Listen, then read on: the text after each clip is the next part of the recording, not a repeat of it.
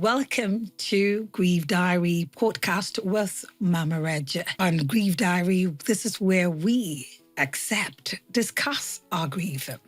Today is special because I have someone special, and that's one of my children, my daughter. She actually was there when we lost her father or their father. I'd like to welcome her. Hello, Ogechi. Hi. Good to have you on Grieve Diary. Thank you for having me. All right, now let me ask you a straight question that I ask everyone. What is grief to you? I think grief is in stages. Sorrow, coping with the sorrow, then just whatever comes after.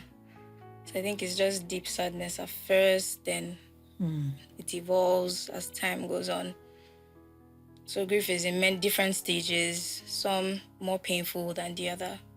But the very surface level is just sadness over someone that you lost or something bad. Oh, okay. So how does grief manifest for you? Because you've had an experience of grief, losing your father. So for me, grief is at first nothing. It's just me feeling very empty. Right? I'm just very, very spaced out, intentionally oblivious because I don't want to feel anything yet. And then after time goes on, that's when I start to feel sad. I don't think maybe anger after sadness. But then there's emptiness, there's sadness, there's pain, there's anger. So it just manifests depending on whatever the day is. I can wake up and I'm just angry. Sometimes I wake up and it's just nothing. And so because there's nothing doesn't mean something didn't happen. It's just, okay, I choose today not to feel anything. Yeah, I just wake up. I'm like, okay, I'm not going to go through this. I don't want to think about it. I'm going to put it at the back of my mind and just go about my day. Okay, let's just go a little bit backwards because we understand this particular topic together because you lost your dad, or you people, actually the four of you, because three of you were at home and your big sister was not there. So I'm very particular about, you were the big sister back then, I recall, and it happened on a day you were to go to school. I recall that day, and I've always tried to wrap my hand around my head to really know exactly what you went through because the attention was all really on me. Very true. Tell me the story, how you felt. So because Daddy had a conversation with me before he had the heart attack or whatever it is that happened before he died and all of that, I think I just felt very confused because it's so weird. You're talking to someone this minute and then a while later, they're telling you that, this person is dead. And because death is so quote unquote final, it's hard to accept. So prior to the heart attack and prior to, Dad dying, he came to me, we had a conversation, he prayed for me, we gisted, talked about who was going to turn the gen off. And I remember that night, I stayed because I felt like something weird was about to happen. I was just feeling something. So even when he told me, go to sleep, I'll sort everything out, I was awake. I sat up, I was just like, something is wrong. So when I heard you and Steven screaming, I ran like I was there because I was just already expecting that something was going to happen. And then, even then, I didn't really, think that he was dead. So we went to the neighbors and then I was very aware already. I was 11 or so, I can't remember, but then I was very aware. Because I remember when someone put the gen on, I immediately said, I need to go upstairs. But then you guys went to the hospital and you left us with the neighbors. So immediately I noticed that, there was movement in the house. I was like, I want to leave. I think a part of me knew that maybe he had gone, But then generally, I refused to accept it. So when I got upstairs and I saw like a crowd, I was like, this is like 1 a.m., 2 a.m., what's happening? Yeah, that was so simple. Yeah, and then you were just saying, oh, Jesus is Lord. I was like, yeah, Jesus is Lord, but what next? And then my friends were calling my phone. I'm so sorry. In my head, like, why are you sorry? He's just in the hospital. Right? So I did not accept that he had gone. I just felt like, oh, something was wrong. And these guys are so caring that they left their houses in the middle of the night to come and tell me, sorry. So it wasn't until when I was about to go to school that I now heard, oh, you know her dad is dead. And I was like, oh, he's dead. Oh, he's actually dead. And then I was, oh, no wonder everybody was calling. I didn't even cry until I entered my class. And they're like, oh, why are you late? What happened? You know, so I was like, oh. And then I had to say it. Like, oh, my dad is dead. And I went to the back of the school. I was crying. So that was actually what happened. How did people handle it? Because most people were come to tell you sorry. You know, I'll say, well, everybody tried. You know, many people don't really know how to handle that kind of sadness. So they would try and maybe fail. A lot of people failed because they didn't really help me. You know, many people were like, oh, don't cry. When they see me crying, like, don't cry. Like, there was this person that was like, don't cry. Why are you crying? And in my head, I was like, my daddy just died. Don't cry, okay? I want to cry. You know, so I would count it as just, you know, ignorance or whatever it was. I don't really fault anybody for all the things that they did. But yeah, people were just saying, oh, you know, you have to be strong. I remember one time I needed a break and I had to take a walk. So I went to buy something, and when I came back there, nobody wants to see you. The tradition states, and in my head, I'm like, who cares? My dad just died, I want to leave. Right? So everybody was just trying to do what they thought was right, or they were trying to help. And so even then, I wasn't really, I would just look at them, I'm like, wow, you're so weird, but I'm not angry with you, you're trying your best. So then I didn't really process my feelings then, because truly, I needed to be strong also. I thought, you know, I needed to, I don't know, maybe because like dad had a lengthy conversation with me the year before about certain things, as if, I won't say as if he knew I was going to die, but like just as if he knew that I needed to know these things. So while you were crying, Uche and Stephen were playing, when they would come, you know, as per tradition, when they would come to count property, I would just be watching them. Literally, I'll be following them room. So my mind was it was really occupied. My mind was occupied. I actually didn't even know anything like that was happening.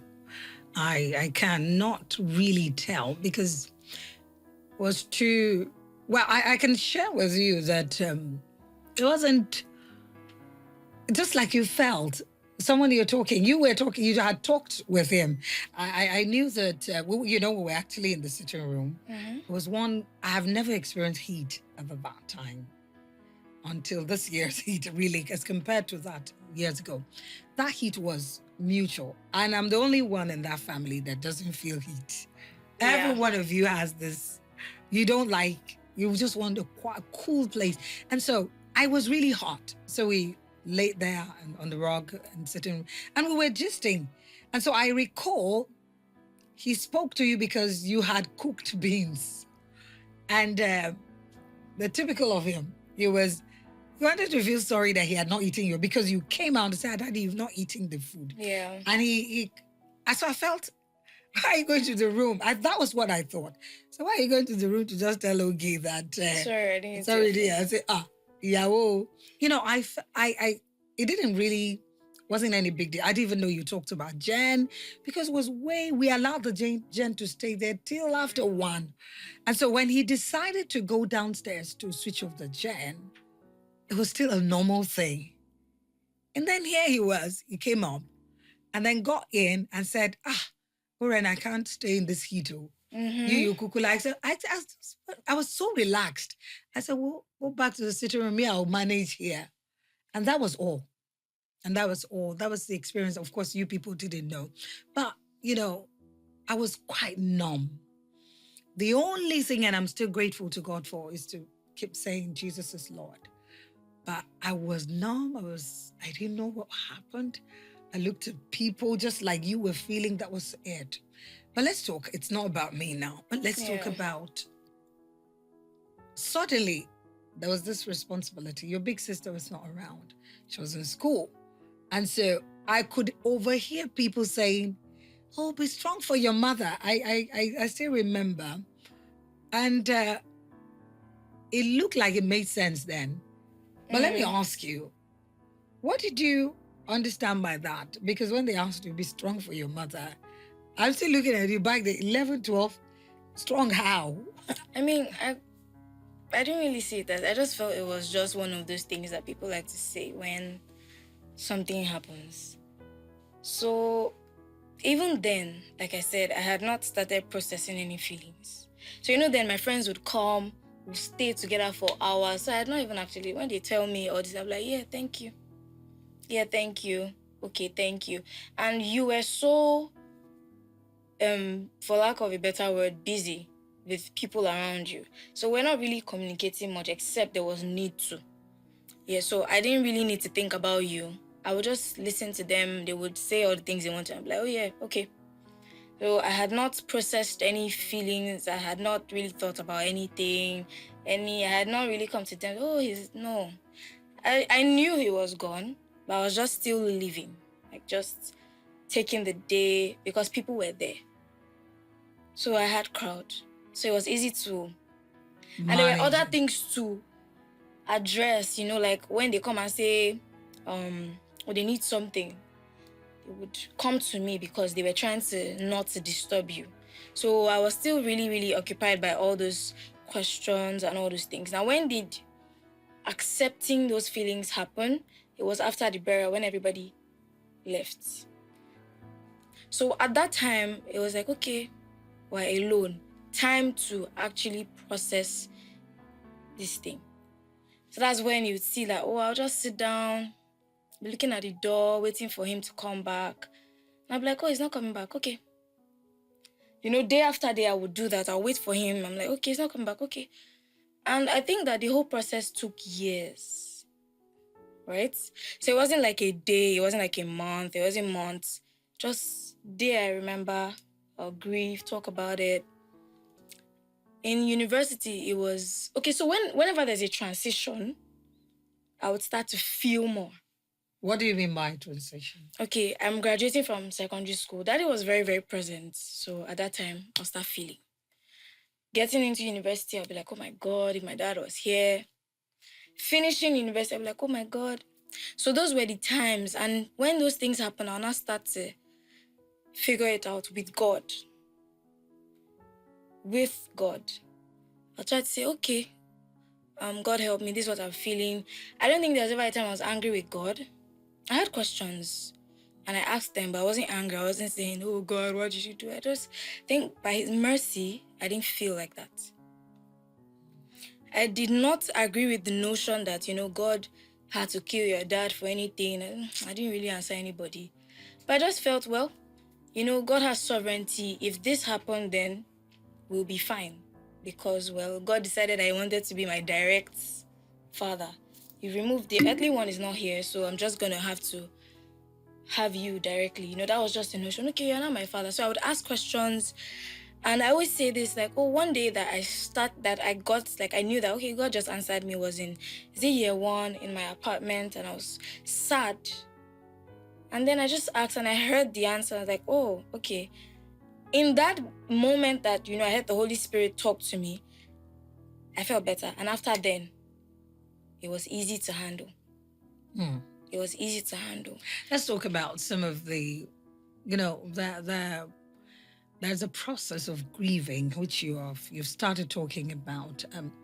But let's talk about the process, because I'm really interested in your younger ones, because you took up the responsibility, because you had to do that.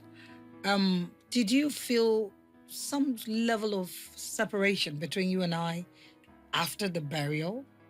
Because I want to put to put in some gaps that I have, because I still cannot fill up that gap that, okay, after we buried him, were lots of things that went. And so that burial, after that burial, what was I doing? I don't know whether I had a relationship with you people at that moment. Your elder sister had come, she had to go back for school, so she wasn't really there So maybe should have told me. So every day I sit down and say, okay, what happened in between those times? Because I knew I was just walking in the air. That's a very interesting question, actually, because now I'm trying to remember what was happening. Okay, well, prior to that, you were not working. Exactly. So the thing about our lives was that you were working a lot till 2014 or the end of 2013. And then you didn't work 2014 till daddy died. You were not really working. Okay. Yes. So we were not as close, ideally. Now, did I have any anger? Say, oh, my mom was not close to me. No. You were present. I knew you were there, but we're not just close because of the nature of your work. Yeah. So that was that. So when you left that job that you were doing, the idea was that, oh, you want to bond with us, and then we started talking again. But I was always closer to Dad because even though he was busy too, you guys were very busy then, he was more around than anyone else. So when Daddy died and you were not working, you had to start working. That's when you got that job that used to take you away. Oh my goodness. Exactly. Don't let me remember. So even then, you were around, or you were even more around, because I think we used to have conversations, but we just used to dance around what happened, which was good for everybody, except that one time that you forced us to do like therapy session, and like after prayer, you just said, everybody sit down, you must cry today. I was like, what's this? Why do we have to cry? I remember. And then we ended up crying. And let me just stop you a little bit. I needed to cry. And because you needed to cry. No, because your brother, Stephen was small, grieving. But he was grieving. And I didn't know what to do. And I felt, look, we all have to cry because I want to cry, or I wanted to cry. I couldn't cry. And I think, using this and going back to your question, I think that's when I would say, okay, the gap. So you didn't really express. You were busy. You were still mourning, that's when you were wearing black. I was even surprised, like, you want to wear black? Okay, cool. You were wearing your black and everything. But Uche, Steven, and I used to talk a lot. Because we're always close now. It was just three of us, like, since we were growing up. So we used to talk about our feelings. And then we'll ask Steven, so do you understand? And Steven will be like, yeah, it's not coming back again. So I used to converse with them and all of that. So that day, I just think that you wanted to do a family crying session. It was nice anyway. It was good because then, in my mind, I was like, oh, finally, we can actually talk about this. I don't have to be worried about, because we don't want to upset you. Good. Exactly. I'm going to hold your breath here, because guess why I did that? I tiptoed towards your room that day, and then I overheard you because Stephen wanted to express. And then you say, shit, don't cry too much. Do you want people to say, they say we should take care of mommy. You want mommy to cry? I still recall that. And I went back quietly to the room, and I recall that was the beginning of my cry. That was why I busted out crying. I said, God, so these children have been bottling up because they didn't want me, because people had given you that feeling of, look, take care of mommy. And I felt, because I was looking for your expressions. Nancy came, they were protecting her. She couldn't even express herself. Oh, but she did. Her own cry was so loud. I had to tell her as well. Because I didn't even know. You see, I didn't. Not there. People protected me or prevented me from feeling your pains. Yes. And so that day meant so well for me. That was why I still call it as morning devotion. And I tell people it's a morning, MOURNIG. It was really a morning devotion. And that opened up my own grief to genuinely grieve, because I was covering a lot with work. That was said. Well, this has brought, emotions to me, but I'm glad that we're the ones talking. Yeah. I'm so glad that, let's move forward. Did you ever feel people taking advantage of you because there was no father figure in your life, and that could have brought you into another form of grieving? I don't know if I paid attention to that. I know it happens, because they know that you don't have a father they want, but I don't think I noticed, because I didn't feel like any less of myself. I lost a big part of us, or we lost a big part of us, but I didn't necessarily feel like, oh, whoa, in the sense that everybody says, yes, oh, your father is dead, oh my God, a victim, you are now, no, I didn't feel all those things. I didn't feel like, oh, this is so sad, in that sense. I didn't feel the typical way that, many people would. Even though, yes, I lost my dad, I just didn't let it get to that level where I will not allow my mind to sit back and think that is there, nothing else can happen to me. Well, one last question. Death still occurs. Anytime I hear a man dying, the one question that comes is he a father? You could be a brother. Yes, I understand. I'm not talking less of anyone, but anytime I hear he was a father, my heart sinks, and then maybe that's why I'm on the widow's mite.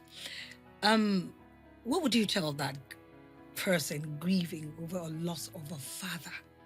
Not necessarily a father that had a bond like you had, but going through another set. The father wasn't there really, and now he's no more. I think it's different for everyone. So I won't tell you to grieve like me, but what I'll say is feel everything. Don't bottle anything up. Grieve. Allow yourself be sad. Allow yourself cry. Allow yourself, don't listen to people that say, oh, you have to be strong. Yeah, just cry. And then don't do this phase without God, because this is a very vulnerable moment, and the devil likes to, come in there and make you feel like, oh, just, God hates you and all this. No, do it with God. You might be feeling like, oh, God, I don't feel like you're there. God is there. You are just feeling like God isn't there. So just stay there anyway. Stick with God. You're feeling like, oh, I don't like you, God. Can't wake up and be telling God, I don't like you, God. Just do that with God. Don't ever shift away. That's where you're going to get your answer. That's where I got my answer. If you do it if you think that you have to leave, because God never leaves. If you think you have to leave, then the devil will take advantage of that and you will never heal properly. And what would I say again? Time doesn't necessarily heal. I think time just lets you cope with it. You just live with it. You can live with the wound. What heals or who heals is actually God. So I'll emphasize again, do it with God. Do it with God. And slowly, don't think it's going to be fast-paced. Don't think you want to quickly heal now. No, just slowly but surely, you'll be fine. Love. Wow. Thank you, Ogechi. This actually is therapeutic for me, and I'm glad that 9 years down the line we're doing this. Yeah. It's quite amazing. And I know we're growing together. I'm so glad that every one of you is doing great, and I'm hoping to see you get better. Amen. Okay, Chief, thank you so much. I was almost saying Nancy. Thank you so much for being on this episode of Grief Diary. It's been an amazing therapeutic moment for me. And of course, to you out there, thank you for watching. And my heart goes out to anyone and everyone going through a grief. It doesn't have to be a family member. There are grieving moments that could be a loss of, even if is something that you really love. Just know that you can do it with God, like Ogechi said. So until we meet again on the next episode of the podcast, Grief Diary, my name is Mama Reg. Bye.